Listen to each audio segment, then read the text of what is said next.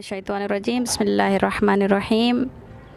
तालीमी व तरबियती वर्कशॉप कुरान और अहल बैत जामिया मुबलगात व तालिबात सकीना बिनतुल हुसैन की तरफ़ से आज हम ख़ारान को जो यहाँ पर वर्कशॉप में आई हुई हैं उनको आज हम कफ़न काटना सिखा रहे हैं कि कफ़न के किस तरह से काटा जाता है, उसके मुस्तहबात क्या हैं, कफ़न के वाजिबात क्या हैं।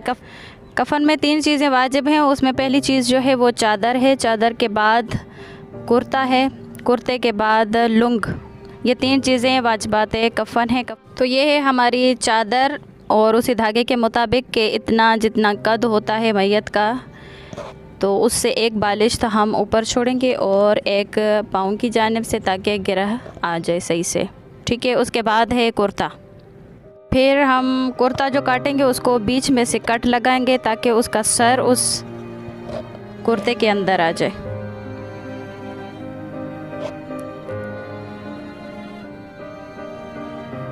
और कफ़न में कैंची इस्तेमाल, लोहा इस्तेमाल करना वैसे मकरूह है, लेकिन करने में कोई हर्ज नहीं। और इसके अंदर लुंग के अंदर होती है रान पीच, वो मुस्तहब है अगर पहना है तो, अगर नहीं पहना है तो उसमें कोई हर्ज नहीं। अब हम आपको दिखाएंगे कि किस तरह से कफ़न पहनाया जाता है। काटने का तरीका आपको बता दिया कि अब ये 3 चीज़ें जो हैं वो वाजिब हैं, इसके अलावा तमाम चीज़ें जो हैं वो मुस्तहब हैं। उन मुस्तहब चीज़ों को भी हम दिखा देते हैं कि किस तरह से काटी जाती हैं, कौन सी चीज़ें उसमें शुमार होती हैं। तो सीना बंद जो होता है वो भी मुस्तहब है, और रान पीच जो लुंग के अंदर पहनाया जाता है वो भी मुस्तहब है।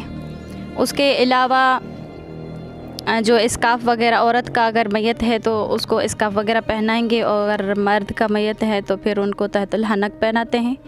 और उसके अलावा जिस तरह से हम मैयत को गुस्ल देते हैं तो उसके 3 कपड़े काटे जाते हैं ताकि गुस्ल देने वक्त वो 3 कपड़े इस्तेमाल किए जाएं। और उसके अलावा दस्ताने होते हैं जो मैयत को गुस्ल देते वक्त वो इस्तेमाल किए जाते हैं, तो उनको चेंज करना भी लाजमी है। तो अब हम देखते हैं कि रान पीच किस तरह से काटा जाता है और तमाम दूसरी चीज़ें। तो कटेगी जितना हमने लुंग काटी है उससे दुगना हिस्सा करके, मतलब 2 तह करके वैसे काटेंगे, क्योंकि रान पीच अंदर से टांग जो होती है वो लिपटी होती है उनमें। का तरीका यह है कि सबसे पहले हम चादर नीचे बिछाएंगे,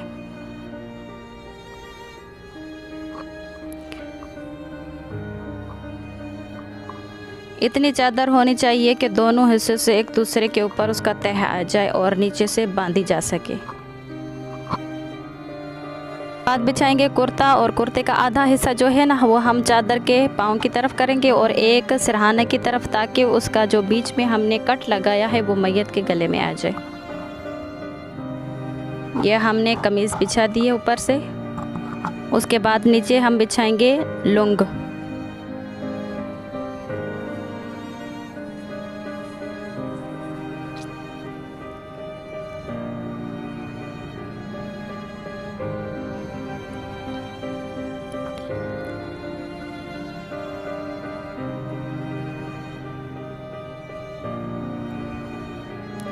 ये हमने वाजिबात चीज़ों में से ये तमाम चीज़ें हमने कफ़न में रख दी हैं कि पहले सबसे पहले चादर बड़ी, फिर उसके ऊपर कुर्ता, कुर्ते के ऊपर हमने लुंग ये बिछा दी है।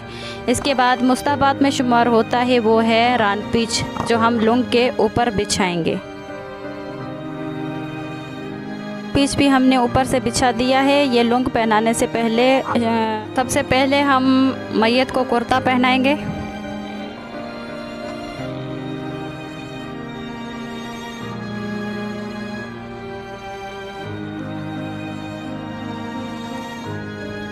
उसके बाद जो रान पीच है, रान पीच नीचे लपेटा है कपड़ा, ये रान पीच है। इस रान पीच के बाद हम लुंग बांधेंगे।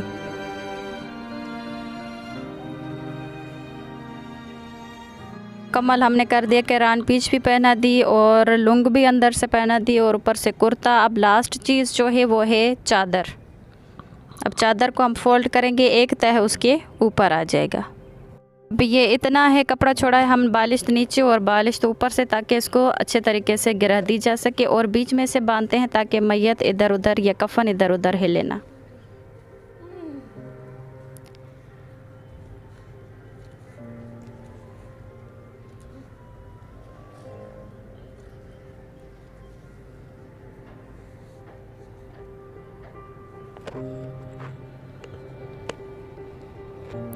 ये हो गया मुकम्मल कि हमने कफ़न भी काट दिया और कफ़न को मुकम्मल तौर पर पहना भी दिया।